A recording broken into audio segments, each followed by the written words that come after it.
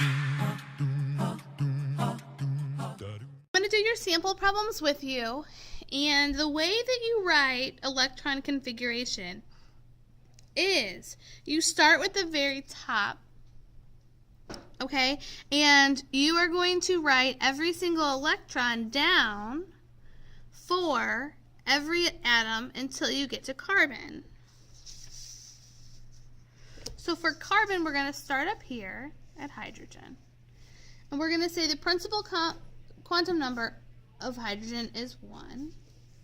The orbital quantum number is s because we're in the s block. And then you're going to tell me how many elements, how many boxes, how many electrons are in that orbital. So this is going to be 1, 2. Because that's all that's on that row. So then I'm going to move down to the next one. And I'm going to say we have 2 quantum number. I'm going to say that we're still in the s orbital, and this time we still have 2. Working our way across, we're still in the second quantum number, but this time we're moving to the p block, and we count over until we get to carbon. So we don't count all the boxes unless it's for neon. We're just counting 2 boxes, one for boron and one for carbon. So you're going to account for every electron that carbon has, which means all 6 of those guys. Okay, so this isn't exactly how you would write it down. I just tried to break it down for you. This is how you would write it, okay? You would write a big 1, a little s, and an exponent of 2. You would write a big 2, a little s, an exponent of 2. And then you would write a big 2, a little p, an exponent of 2.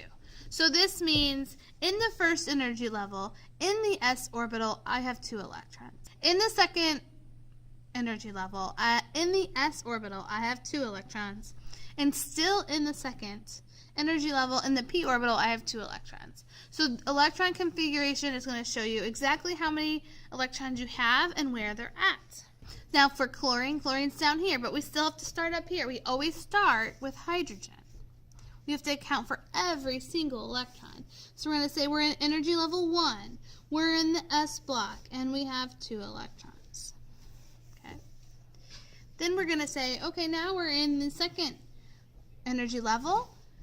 We're still in the s block, and we have 2 electrons. Going across, we're still in the second energy level. Now we're in the p block, and we have 1, 2, 3, 4, 5, 6 electrons. Okay. Now we move down to the third quantum number, or third row, or third energy level.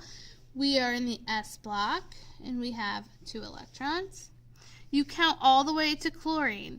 So we are in the p block now, still in the third energy level, and we just count over. So 1, 2, 3, 4, 5. We have 5 electrons there. So what does that mean? So how should we write it?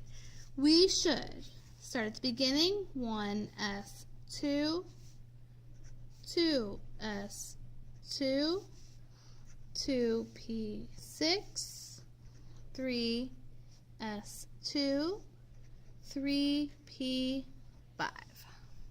And if you run out of room here, you can go down to the next line. But just realize it should be all one thing. Okay? I'm going to do one more example with you today. Okay?